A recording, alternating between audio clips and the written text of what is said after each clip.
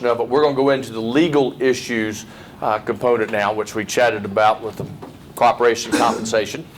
All SIORs, well, first of all, let's back up. Everything, you know that there's a difference between cooperation and compensation. An offer to cooperate does not mean an offer to compensate. This means we'll cooperate. An offer to cooperate does not imply an offer to compensate.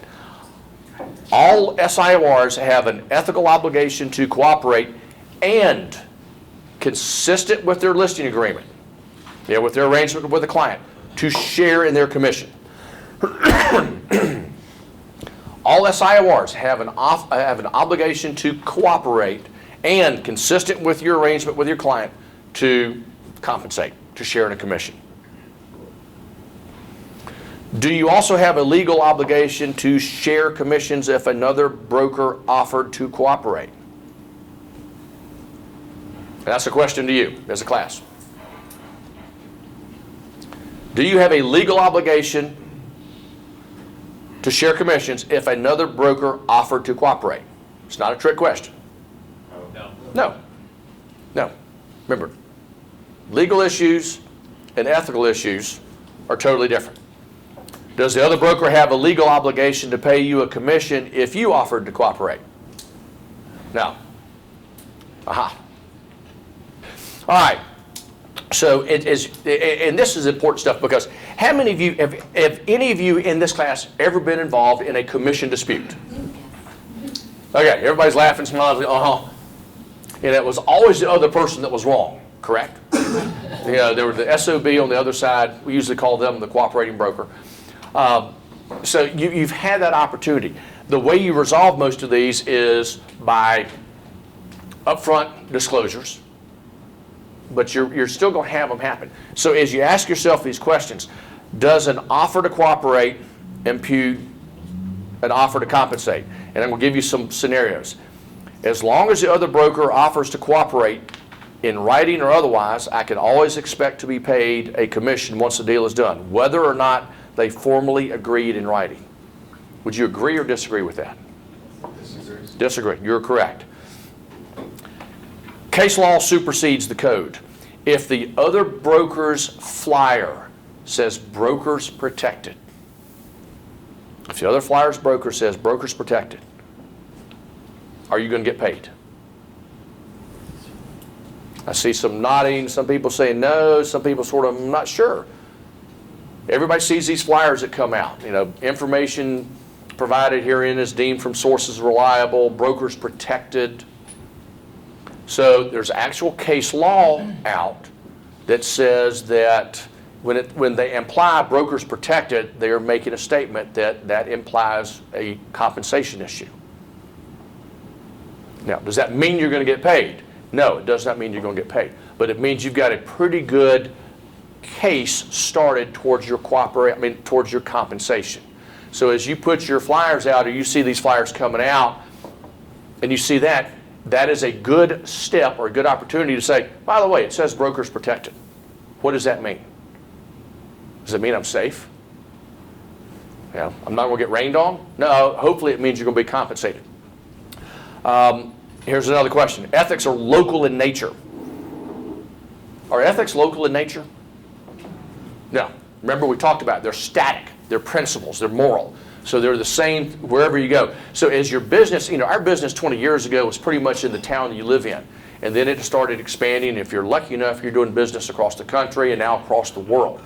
Across the country has an implied nature that the ethics are consistent. You start doing business in, as Luis and I were talking, doing business in Mexico, doing business in Canada. Now you're doing business in Euro nations. And trust me, everything is a little bit different when you start doing cross-country business. Our code is pretty much standard. And by the way, the Society's code is written in the mirror image of the National Association of Realtors, the NAR code. So it's approved by NAR. It just happens to have a couple of specialized areas aimed at the commercial practitioner, so it actually makes a little bit of sense for us. Ethics are, and these are questions, ethics are market driven.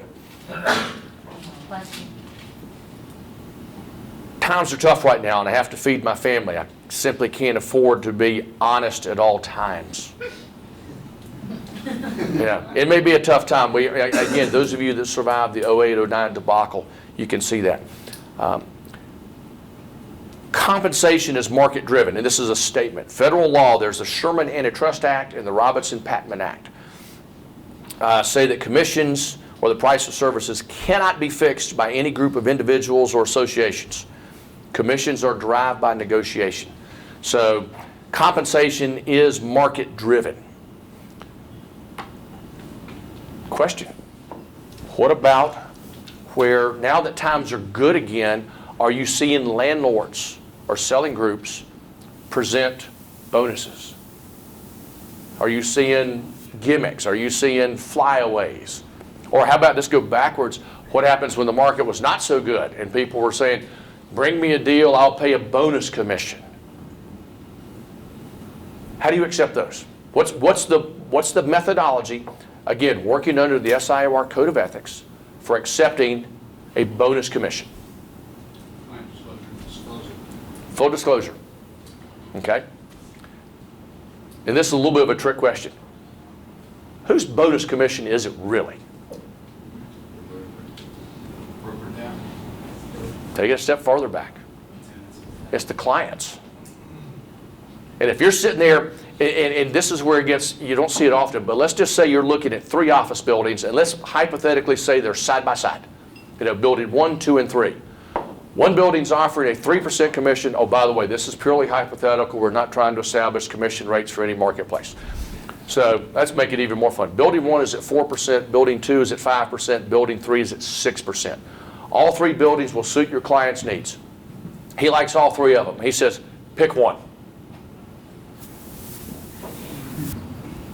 What do you do? You can't pick. True, but he says, you know, Mike, make a recommendation. I mean, I like all 3 of them.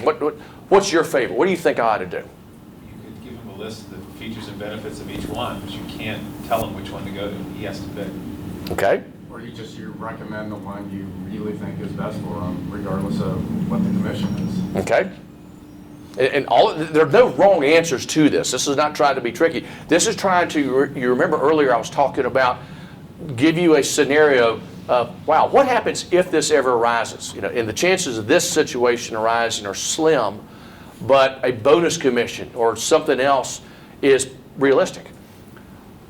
I would say that one of your aspects of being a professional, and when you're trying to differentiate yourself from other real estate providers and you're negotiating with your client, I want to be your tenant rep. Jeff, I want to be your tenant rep. Here's what I'm going to do for you. And by the way, if we're going to, in our market surveys, run across buildings and properties that have a tiered commission structure, you know, one's better than the other, here's what we're going to do. We're going to put in what's known as a standby commission agreement. And in it, it says, I will work for you, and I'm going to agree to receive a fee of, and hypothetically, 5%. If we go to a building that's paying 4%, you agree to add 1% to that deal or negotiate with me on your behalf, say, we'll pay a little bit more so he gets that. And if I go to a building that is a 6% fee, I'm going to reduce it by 1%. And you give your client the opportunity to say, look, I'm working for a flat fee or a agreed upon fee.